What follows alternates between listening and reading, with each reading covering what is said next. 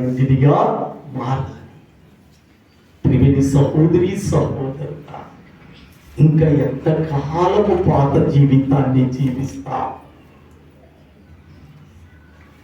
ఇంకా ఎంత కాలము పాత రుచులనే తింటూ ఉంటా? క్రొత్త రుచికరమైనటువంటి దేవుని వాక్యం మన జీవితాలను ఒక నూతనమైనటువంటి ఆహారమును భుజించగలగటానికి మన మధ్యలోనే ఆయన తన శరీరాన్ని రక్తమును ఉంచాడు. ఎంతకాలం? అందుకని భక్తుడంట, మీ ప్రాచీన స్వభావమును వదులుకొని మీ చిత్త వృత్తి యందు చదవను నేను, మీ చిత్త వృత్తి యందు నూతన పరచబడిన వారై నీతియు యథార్థమైన భక్తి గల వారై దేవుని పోలికగా సృష్టింపబడిన నవీన స్వభావమును ధరించుకునుడి. ఎంత అద్భుతంగా దేవుడు మాట్లాడుతున్నాడు.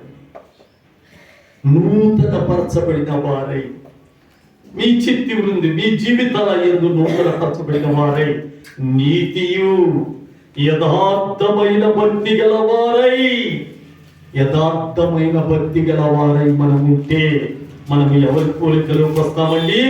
దేవుని పోలికగా సృష్టింపబడిన నవీన స్వభావమును ధరించుకుందుమని దేవుని వాక్యం మాట్లాడుతుంది.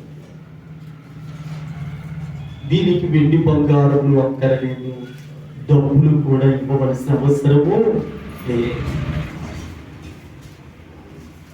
మన హృదయాలను, మన మనస్సు దేవునికి అప్పగించగలిగితే ఎలా అప్పగించాలి? అవును, యేసయ్యా నేను పాపిని పాపిని పాపిని అని మన పాపాన్ని ఒప్పుకొని విడిచిపెడితే నూతనమైనటువంటి వ్యక్తులముగా దేవుని పోలికలోకి వచ్చేసి దేవుని నవీన స్వభావమును మనము కలిగి ఉంటాం. అందుకని భక్తుడైనటువంటి పౌలు గారు చూడదు, ఫిలిప్పీయులకు రాసిన పత్రికలో ఒక మాట్లాడాడు. ఏమంటాడంటే, క్రీస్తు యేసునకు కలిగినటువంటి ఈ మనసు మీరు కూడా కలిగి ఉండండి.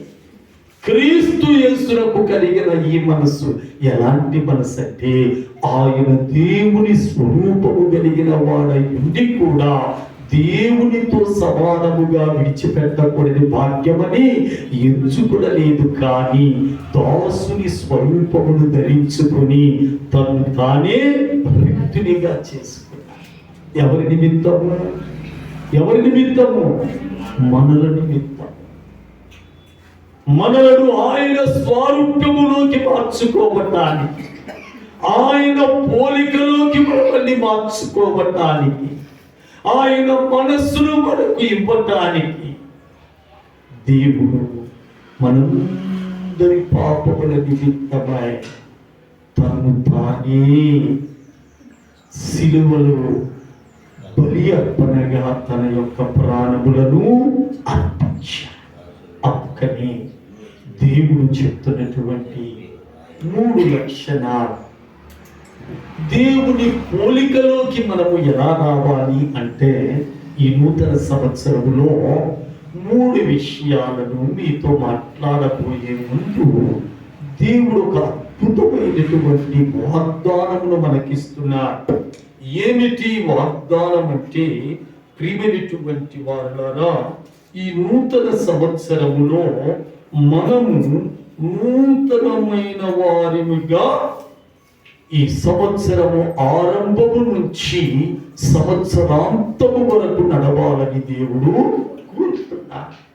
ఈ నూతన సంవత్సరములో నూతనమైనటువంటి వారముగా మనం ఎలా, మన జీవితాలు ఎలా మారాలి అంటే, మొదటి లక్షణం దేవుడు చెప్తున్నటువంటిది. మొదటి లక్షణం, క్రీస్తులో జీవించాలి. ఎలా జీవించాలండి? క్రీస్తులో జీవించాలి. క్రీస్తు అంటే ఎవరు? దేవుడు. క్రీస్తు అంటే ఎవరు? దేవుడు. రెండో లక్షణం క్రీస్తుతో జీవించాలి. రెండో లక్షణము క్రీస్తుతో జీవించాలి. మూడో లక్షణము క్రీస్తు కొరకు జీవించాలి. మూడో లక్షణము క్రీస్తు కొరకు జీవించాలి. మొదటి లక్షణం చెప్పండి. ఎందుకు కొనుక్కుంటున్నా?